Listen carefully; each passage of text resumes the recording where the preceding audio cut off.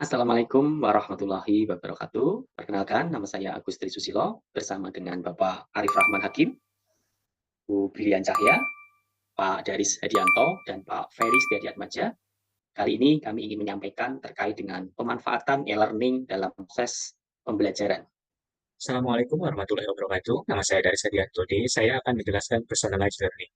Personalized learning adalah pendekatan pembelajaran berbasis teknologi yang berfokus pada pengajaran individu, kebutuhan pribadi, yang bertujuan untuk meningkatkan motivasi, keterlibatan, dan kepuasan peserta didik.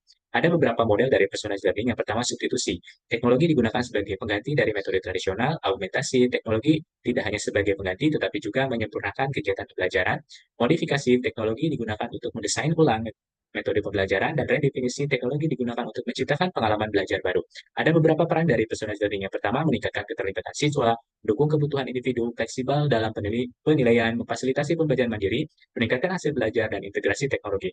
Ada beberapa tantangan dalam penerapannya. Yang pertama, keterbatasan sumber daya, kesiapan teknologi, perbedaan gaya belajar, keterlibatan orang tua atau komunitas, evaluasi, dan penilaian. Ada beberapa contoh aplikasi yang biasa digunakan dalam personalized learning. Yang pertama, Kahoot, Edmodo, Sisal, Quizlet, dan beberapa aplikasi lainnya. Terima kasih. Assalamualaikum warahmatullahi wabarakatuh.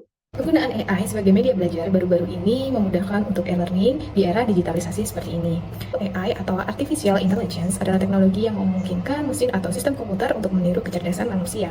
Dan peran AI di dunia pendidikan bisa sebagai pembelajaran personal, seperti menyesuaikan pembelajaran dengan kebutuhan masing-masing siswa, kemudian menjadi asisten pendidikan di mana pembelajaran bersifat adaptif, otomatisasi tugas, dan sebagai asisten virtual yang membantu menjawab pertanyaan serta memberikan latihan tambahan pada siswa, bahkan membantu pendidik dalam mengelola administrasi. Yang ketiga adalah analisis data dengan membantu pengambilan keputusan berbasis data untuk meningkatkan kualitas. Lalu, bagaimana kita menyikapinya? Yang pertama, kita harus mendorong pemerintah untuk investasi teknologi pendidikan dan memperluas akses internet, terutama di daerah terpencil. Yang kedua, mengintegrasikan penggunaan AI dengan pendekatan tradisional, menekankan pengembangan keterampilan berpikir kritis dan sosial. Yang ketiga, membuat regulasi dan kebijakan, serta pengawasan dan audit, pengembangan teknologi, bertanggung jawab dan mendapatkan feedback, juga evaluasi. Pemanfaatan e-learning dalam proses pembelajaran berikutnya adalah gamification. Gamification adalah proses penerapan elemen-elemen permainan atau game ke dalam konteks pembelajaran.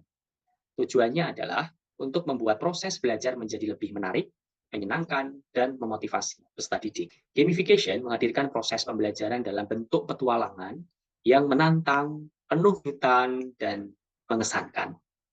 Nah, beberapa contoh gamification adalah Kahoot, Genially, Wordwall, dan masih banyak lagi. Nah, gamification mendorong seorang pendidik dan peserta didik untuk produktif, fokus, efisien, adaptif, dan kolaboratif. Saya Ferry Setiadiatmadja, saya akan menjelaskan tentang multimedia dan mobile learning.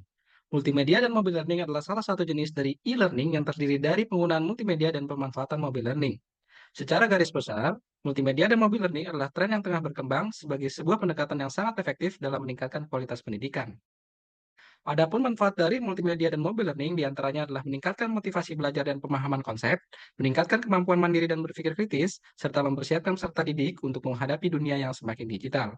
Penerapan multimedia dan mobile learning tidak hanya mencakup di sektor pendidikan formal saja, tapi juga dapat diterapkan di cakupan pelatihan profesional dan pembelajaran mandiri.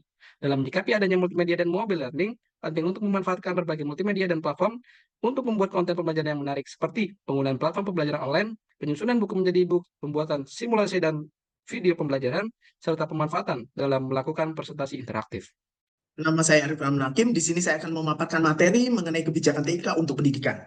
Kebijakan TIK sendiri gencar disuarakan pemerintah, terutama pada saat pandemi COVID-19 yang memaksa jutaan siswa untuk belajar di rumah.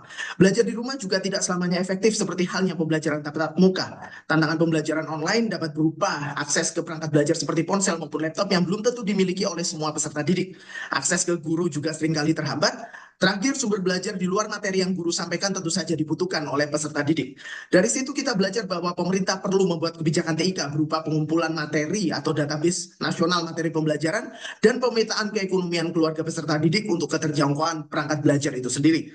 Terinspirasi dari Jepang ketika Perang Dunia Kedua usai, pendidikan jadi prioritas bagi warga negara. Apapun dan bagaimanapun kondisinya harus diusahakan oleh pemerintah selaku pemangku kepentingan utama penyelenggaraan pendidikan. Demikian ulasan kami, semoga memberikan wawasan dan alternatif pilihan bagi kami, para pendidik, dalam memberikan pelayanan optimal bagi para mahasiswa. Assalamualaikum warahmatullahi wabarakatuh.